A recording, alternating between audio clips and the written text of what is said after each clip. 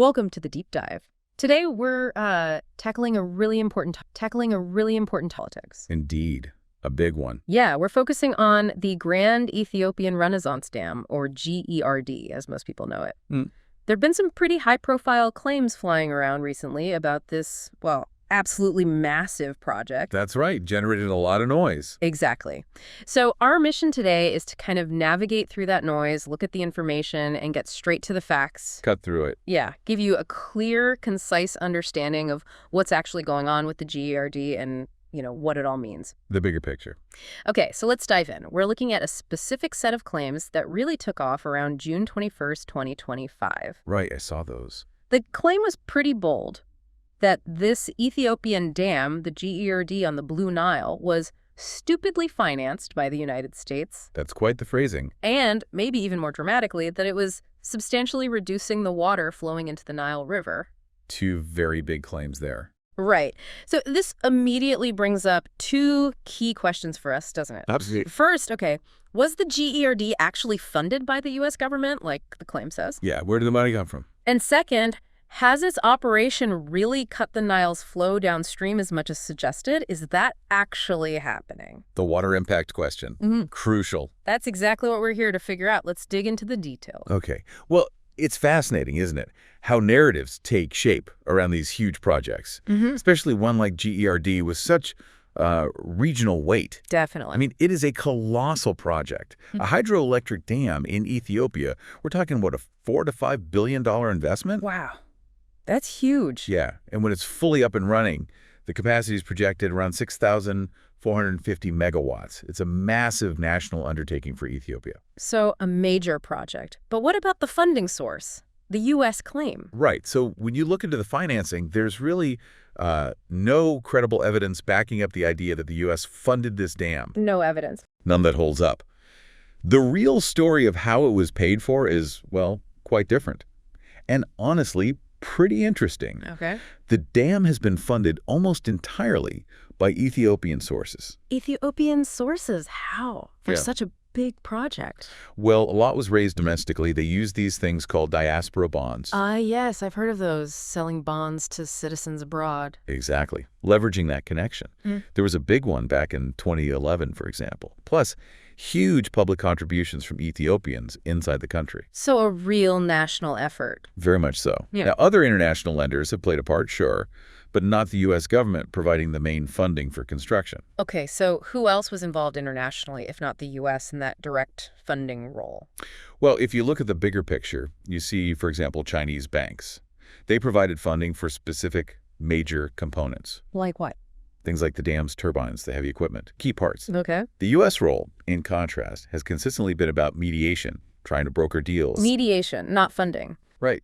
There's even a U.S. Treasury statement that explicitly says Washington facilitated an agreement, on the filling schedule, how it operates. Facilitated, that's a specific word. It is, and it makes absolutely no mention of funding the construction itself. That distinction, facilitation versus financing, it's really critical here. So the U.S. was involved in talks but didn't write the checks for the dam itself. That's what the record shows. And it's interesting you mentioned this national effort in Ethiopia. That funding model, relying on bonds and public money, that seems pretty unique for something this size. What's the significance there? Well, I think it speaks volumes, Yeah. about national determination, about sovereignty. How so? Ethiopia seems to have consciously chosen this path, financing it largely themselves through their own people. It looks like a way to maintain control, right? To avoid the kinds of dependencies that often come with big international loans. Fewer strings attached. Exactly. It's kind of a statement of national ownership. A strategic move to ensure the dam serves Ethiopia's development goals first, like getting electricity to millions, while also, they argue, aiming for benefits for the whole region. Okay, that makes sense. And digging into the U.S. role a bit more, there was a Reuters report, I think back in 2020. It found something that seems to completely fly in the face of this U.S.-funded idea. Ah, yes, that Reuters report. That's absolutely key here. What did it say? It confirmed that the U.S. actually cut about $100 million in assistance to Ethiopia. Cut aid. When? Right in the middle of the tense negotiations over the dam. Wow, so far from funding it. Exactly. They were actually withholding aid. It looks like leverage, in the diplomatic discussions. So that directly contradicts the claim. Completely. The conclusion is pretty clear. Right. The U.S. didn't finance GERD. Ethiopia and its partners did, largely without U.S. financial involvement in the actual construction. Okay. So, fact check number 1. The U.S. funding claim seems pretty unsubstantiated. Very much so. Right. Let's pivot then. Let's go to the second part of that claim from June 21st. The idea that the GERD is substantially reducing the Nile's flow. The water impact, yeah. How does the dam really affect the river downstream, based on what we know? Well, this gets to the heart of how these big dams work, doesn't it? The GERD does impound water.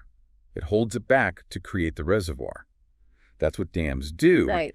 But, and this is crucial, it doesn't permanently shut off the Nile. That's not the design. Okay. After the filling phase, the dam is designed to release water back into the Blue Nile. That water then flows downstream into Sudan and Egypt. It's meant to be a management tool, not a complete blockage. So it regulates the flow rather than stopping it. That's the intention.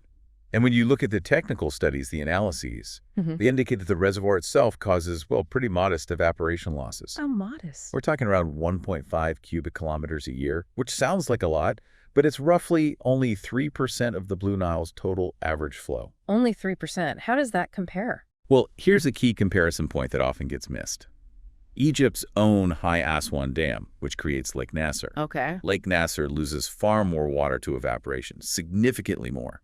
Some estimates are like 10, even 15 cubic kilometers per year. Wow. Okay. So the GERD's evaporation is actually much less than Lake Nasser's. Considerably less. That context is really important. It is. But, for Egypt especially, relying so heavily on the Nile, even a minimal risk, as some studies say, probably sounds worrying. How do experts square that understandable concern with the science? That's a totally valid point. And Egypt's dependence on the Nile is undeniable, historically and today. Over 90% of their water supply. Right. So Ethiopian officials, and actually many independent analysts, they argue the GERD won't significantly cut Egypt's overall water supply in the long run, once it's operating normally. What's their argument? They point to potential benefits, actually, like better flood control downstream, especially for Sudan, and potentially more reliable flow during droughts, because the dam can store water. So regulating the extremes. That's the idea. Brookings experts, for instance, they note Ethiopia's argument that the dam will have no major impact on water flow into the Nile once the filling's done, and if there's a cooperative management plan. And other studies. A study from Oxford's Martin School found something similar. Under normal rainfall conditions, they said filling the GERD poses only a minimal risk of new water shortages in Egypt. Minimal risk under normal conditions. What about droughts? That's the key caveat. If there's a severe drought at the same time as the filling, then yes, there could be stress. But the argument is, even that could be managed if everyone cooperates on releases. Cooperation is key then. Absolutely seems to be. Okay, what about the dam's status when this claim was made, around June 2025? Was it even fully operating, holding back huge amounts of water then? That's another critical piece, and often overlooked. Yeah. As of spring 2025, reports indicated the dam wasn't fully operational yet. The turbines hadn't started full power generation. So it wasn't generating much electricity. Right. And because of that, it was only releasing a relatively small stream of water downstream. The figures mentioned were around 12 million cubic meters per day. How does that compare to the Nile's normal flow? Well, during the flood season, the Nile's average flow can easily top 100 million cubic meters a day, maybe more. Okay, so 12 million is way less than the peak flow. Exactly. It suggests the dam, at that point, wasn't substantially reducing the Nile's flow beyond what you'd expect during a phase where it's not fully operational. It wasn't in a state to cause the kind of drastic cut the claim implied. It was more like just passing through the seasonal low flow.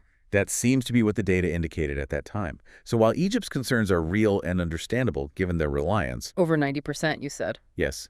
Experts keep stressing that with agreed filling schedules and coordinated releases, the GERD shouldn't cause the dramatic cuts some fear. Those alarmist predictions.